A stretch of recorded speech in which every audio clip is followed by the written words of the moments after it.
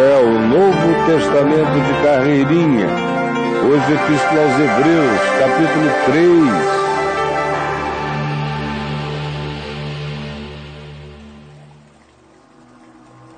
E porque Jesus é a expressão exata de Deus entre os homens. E porque aqueles que, tendo recebido revelações de anjos e endurecendo o coração, pereceram, como escaparíamos nós, quando temos sido visitados nós mesmos pela salvação, conforme ela apresentou em Cristo, para nos tornar filhos de Deus na face da terra. Por isto, todos nós que participamos desse chamado, desse acordar dos céus, todos nós consideremos atentamente o apóstolo e sumo sacerdote da nossa fé, da nossa confissão, que é Jesus, e só Jesus. É para Ele que temos que olhar, somente para Ele. Consideremos atentamente o apóstolo, ou seja, o enviado absoluto de Deus, com a palavra final de Deus, e que também é o nosso sumo sacerdote absoluto. É nele que está a nossa confissão, é nele que está a nossa fé. Nós fomos chamados por essa vocação, acordados por essa percepção. Então olhemos para ele, o qual é fiel àquele que o constituiu, como também um dia o foi Moisés, que era considerado um homem fiel diante de Deus. Jesus, todavia, tem sido considerado digno de muito maior glória do que Moisés. Quanto maior honra do que a casa tem aquele que a construiu, que é o dono dela. Assim é Jesus em relação a Moisés. Moisés é a casa, Jesus é como o dono, não dá para comparar. Pois toda casa é estabelecida por alguém. Mas aquele que estabeleceu todas as coisas é Deus. E Jesus é aquele que está nessa condição de estabelecedor de todas as coisas. E pensando comparativamente ainda em Moisés, é bom lembrar que Moisés era fiel. Era fiel em tudo que fazia no meio da casa de Deus, do povo de Deus, como um servo da consciência do mandamento, para testemunho das coisas que haviam ainda de ser anunciadas e trazidas. Cristo, porém, como filho, ele está em sua casa. Ele não é como Moisés, um serviçal da casa, ele é o dono da casa. Casa essa que somos nós. A habitação dele é em nós. Moisés esteve a nosso serviço. Ele é o nosso dono, Cristo, que nos habita, é o dono da casa. Se guardarmos firmes até o fim, a alegria, a ousadia, a exultação na esperança, a certeza da glória, da transcendência e da ressurreição.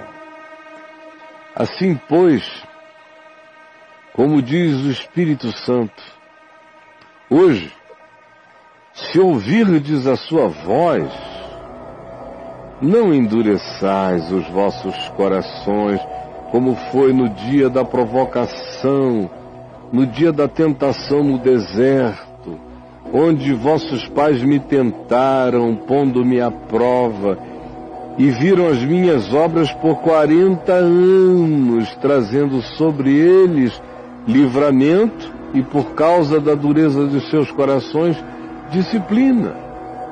Por isso me indignei contra aquela geração e disse: estes sempre erram no coração. Estes sempre erram no coração. Estes sempre erram no coração.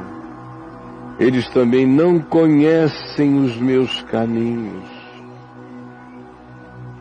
Andam como se fossem meu povo, mas me provocam, ouvem a minha voz e endurecem-se. Cedem a todas as tentações, põem-me à prova. Sempre escolhem o erro nos seus corações. Aprendem, mas nunca conhecem os meus caminhos. Foi por isso que na minha ira eu jurei: eles não entrarão no meu descanso. Pessoas com esta atitude jamais entrarão no meu descanso.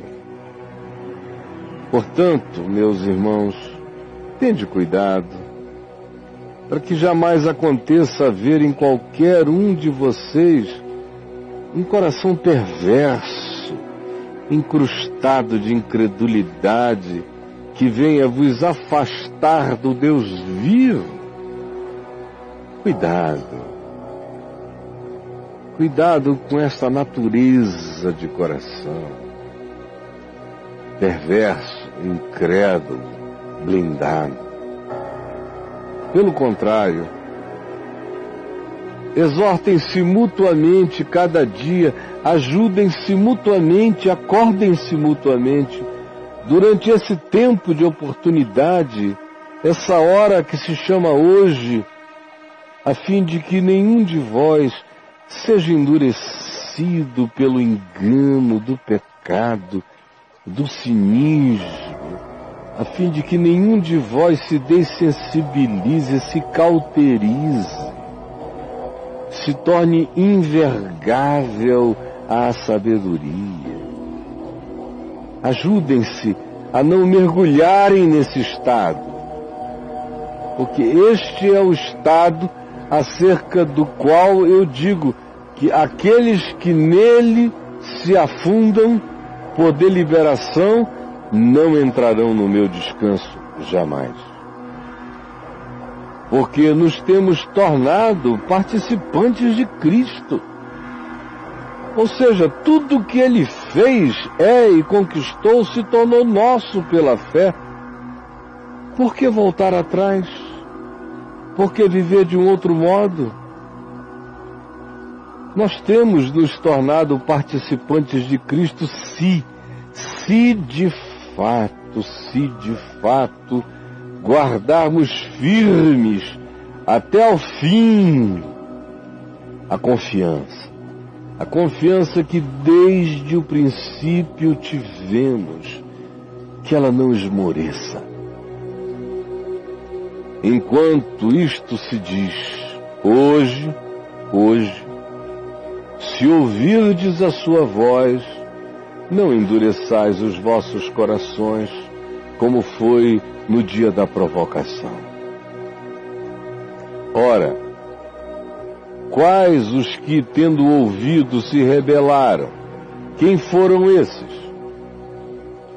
Foram os egípcios? Foram os cananeus? Foram os povos pagãos da terra? É claro que não. Foram aqueles que diziam que conheciam o mandamento e a revelação e que tinham feito um pacto com Deus dizendo: tudo o que ordenares nós faremos. Não foram de fato esses os que, tendo ouvido, se rebelaram, todos aqueles hebreus que saíram do Egito por intermédio de Moisés? É claro que foram eles sim, o povo do pacto. E contra quem se indignou Deus por 40 anos? Foi com os egípcios? Não foi contra os que pecaram, cujos cadáveres caíram no deserto? Ou seja, contra os que saíram do Egito e andaram em murmuração, em provocação, em amargura de alma e em rebelião contra Deus o dia inteiro? E contra quem jurou Deus que não entrariam no seu descanso?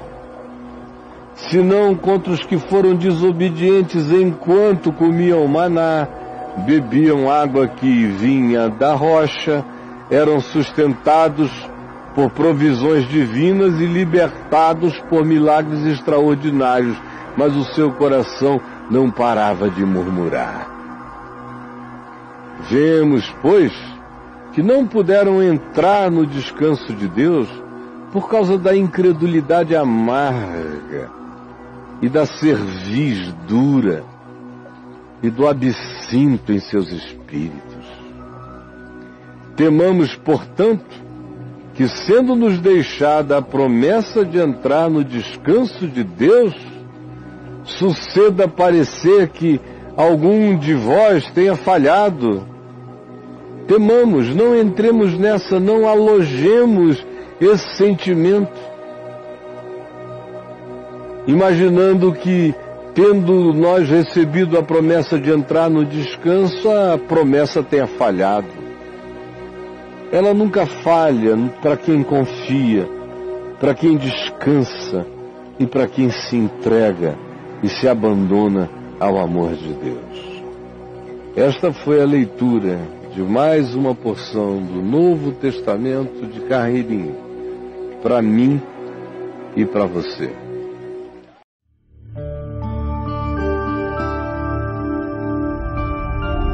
Vem IVTV, o canal é você.